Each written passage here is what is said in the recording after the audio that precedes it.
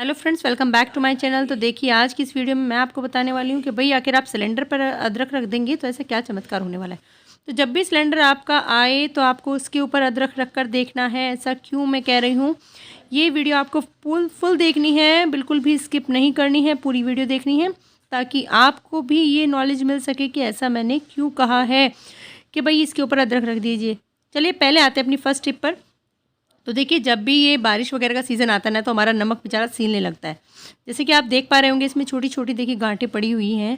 हालाँकि हम सेंधा नमक यूज़ करते हैं, कुछ तो इसमें ऑलरेडी उधर से ही गाँठें पड़ी हुई आती हैं और कुछ इसमें पड़नी शुरू हो जाती हैं। देखिए, इसमें अगर मतलब ये गाँठें ना पड़ी, ये सीले ना, अगर सील जाए तो सबसे बड़ी समस्या ये आती है फ्रेंड्स कि जब हम लोग नमक डालते हैं सब्ज़ी में या मतलब कुछ भी बनाते हैं हम कुकिंग के टाइम पर, तो भई सब्ज़ी में डालें, आटे में डालें, किसी में भी डालें, अगर सीला नमक होता है ना तो इसका हमें अंदाज़ा नहीं लग पाता और नमक चलता है अंदाज़े से ही। तो हमें ये टूथपिक वाली जो होती है ना, छोटी-छोटी स्टिक जिनको हम टूथपिक बोलते हैं, हमें ये ले लेनी है और अपने नमक के डब्बे में 4 से 5 ये डाल देनी है ताकि हमारा नमक जो है वो मॉइस्चर ना पकड़े और वो सीले नहीं और हमारा नमक जो है खाने-पीने की चीज़ों में सही मात्रा में डलता रहे।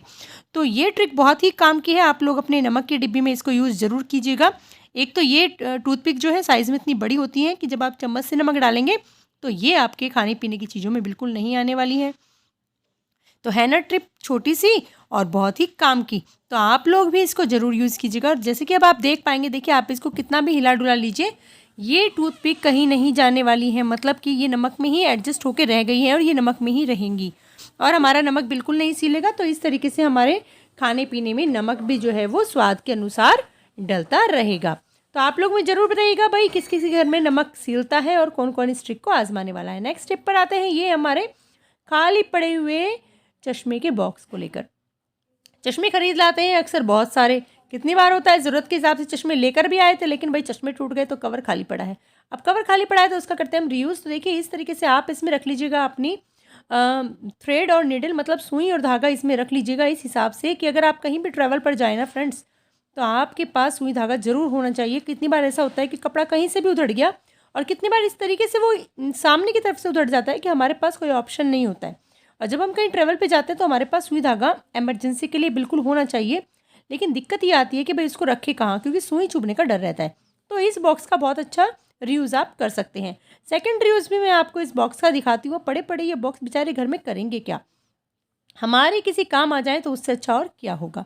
चलिए सेकंड रीयूज़ अपने बॉक्स का करते हैं। तो भई अब इन सुई धागों को हम निकाल देते हैं और दूसरी चीज़ें देखते हैं कि कौन-सी इसमें ऐसी हैं जो हमारे काम बना दें।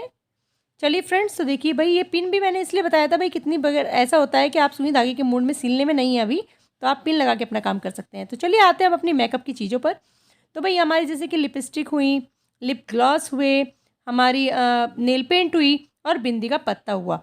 ये 2-3 या 3-4 चीज़ या नेल कटर हुआ, तो ये इतनी मतलब ज़रूरी होती हैं जब हम लोग मैरिड होते हैं कि भाई हमारे पर्स में कम से कम ये होनी ही चाहिए, क्योंकि कितनी बार ऐसा होता है कि हम लोग जल्दी-जल्दी में चले गए, भई लगा के नहीं गए, या फिर कहीं और पार्टी के लिए हम लोग निकल गए, किसी के बर्थडे में या किसी की मैरिज सेरेमनी के लिए वहीं से निकल गए, किसी की रिंग सेरेमनी के लिए निकल गए वर्किंग प्लेस से ही, तो वहाँ पर हमें इन चीज़ों की ज़रूरत ज़्यादा पड़ती है। वैसे तो ऑलमोस्ट सभी लोग अपने घर से रेडी होके जाते हैं, लेकिन एटलीस्ट ये चीज़ें हमारे पर्स में होनी चाहिए।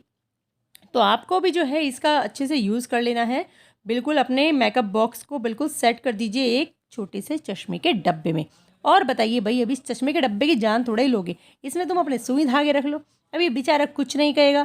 तुम इसमें अपने मेकअप के सामान रख लो, बोलो बताओ इसने कहीं उफ़ भी किया?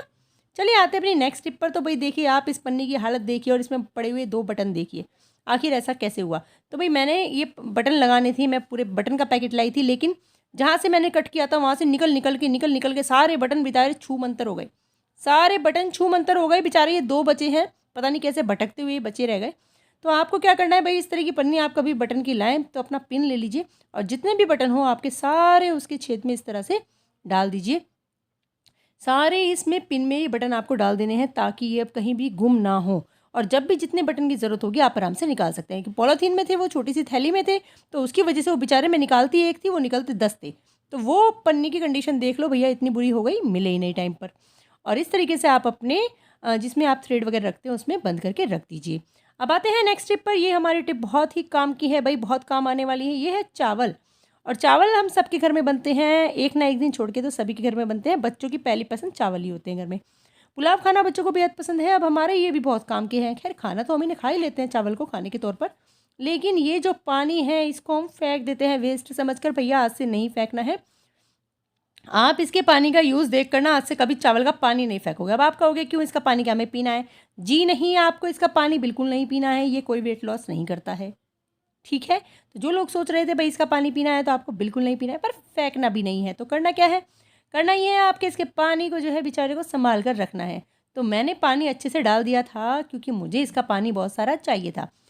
भाई देखिए कॉलिन वगैरह सबके घर में हर बार अवेलेबल नहीं होते हैं, तो आखिर ये चावल का पानी ऐसा क्या जादू करने वाला है कि ये कॉलिन को भी फेल कर देगा क्या? बिल्कुल कर देगा कॉलिन को। और कितनी जगह चावल का पानी हम यूज़ कर सकते हैं, आपने सोचा भी नहीं होगा।